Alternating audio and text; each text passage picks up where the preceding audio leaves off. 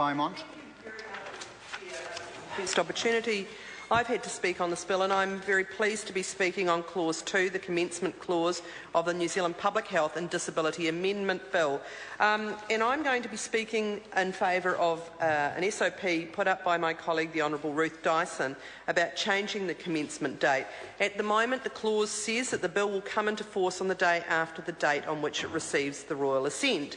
However, the amendment would see that this could not happen until the bill has been to the Health Select Committee before third reading. And I have to say, I think that is so important. We cannot, in all conscience, see this bill commenced before there has been a Select Committee process. And I urge National Party members to reconsider their position on this. Caring is a critical issue. I don't think anybody in this House would deny that. So many of our population are involved in caring for family members. And I guess everybody sitting in here can probably think within their own family. Certainly in my case, my mother, who lives in the Minister's electorate, is a carer, and she cares for my stepfather. And without her, he would not be living at home. And I want to acknowledge those carers, actually, because I think that their needs and concerns are the voices that should be heard, and that's why, Mr Chair, I think that the commencement needs to be delayed until after a Select Committee process. Those carers, both unpaid and paid carers, need to be able to look at what's being proposed here and say what they think about this.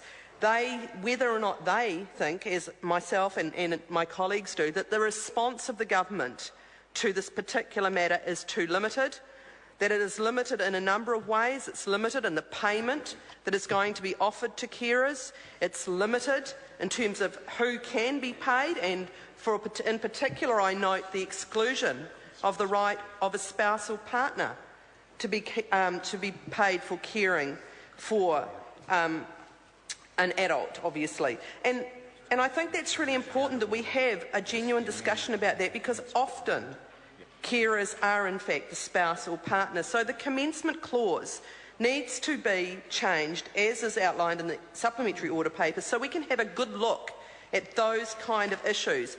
And for those listening or watching this debate, we are having forced through here at the moment, under urgency, through all stages of this bill, a bill that will take away people's rights to challenge discrimination, a bill that is such a fundamentally important one about the rights of carers who are playing such an important role, and the process is just fundamentally flawed. This does require more consideration. I'm sure that the Minister, if he actually was standing up and responding to any of this, might point out that there has been a consultation process, and therefore it is appropriate to have the commencement as it is in the bill. However, I would point out to the Minister that that consultation was at a very general level.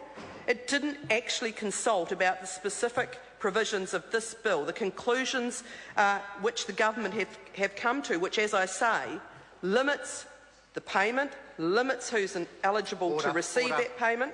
And so it is important that we support, and again I urge members opposite to support our supplementary order paper on Clause 2, the commencement, which says the bill cannot be submitted for royal assent, cannot happen unless the bill has been to the Health Select Committee before third reading.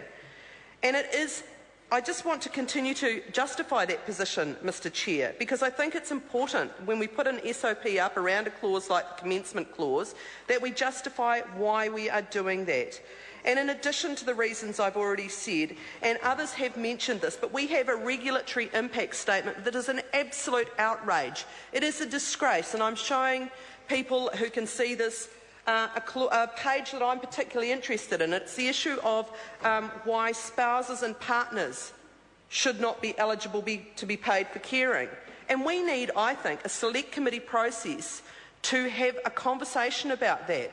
In the regulatory impact statement, it says spouses of adult disabled people, parents and other resident family members do not have the option of being paid family carers, despite many having extensive, and I'd agree with that, caring responsibilities.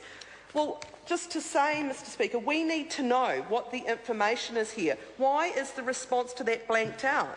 And if we extended the commencement clause till after a select committee process, Mr Chair. Chris Hockenbowl. I move that the question be now put. The question is that the question be now put. Those of that opinion will say aye. Aye. To the contrary, no. The ayes have it. Party votes called for. I ask the clerk for a party vote. New Zealand National. 59 votes in favour. New Zealand Labour. 33 votes opposed.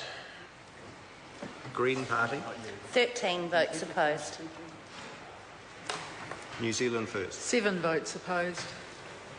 Māori Party. 2 votes in favour. Mana. 1 vote opposed. ACT New Zealand. 1 vote in favour. United Future. 1 in favour.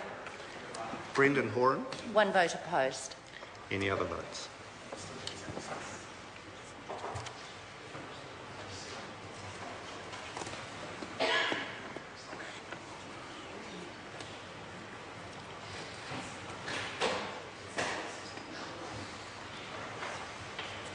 Members, the ayes are 63, the noes are 55.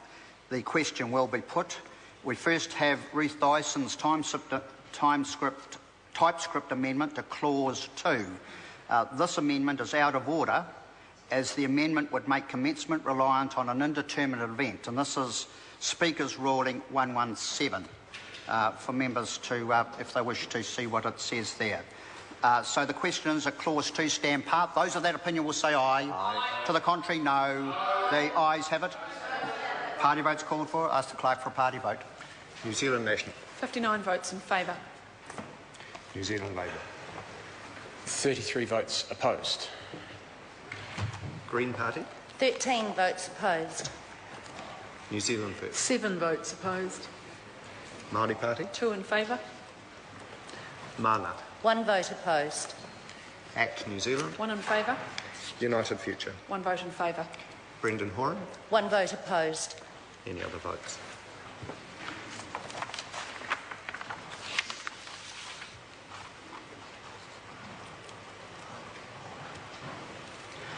Members, the ayes are 63, the noes are 55. Clause 2 will stand part. We now move to debate on Clause 3. This is debate on the Principal Act. Once again, a very narrow debate. The question is, a Clause 3 stand part? I call Chris Farfoy. Mr Chair, thank you very much.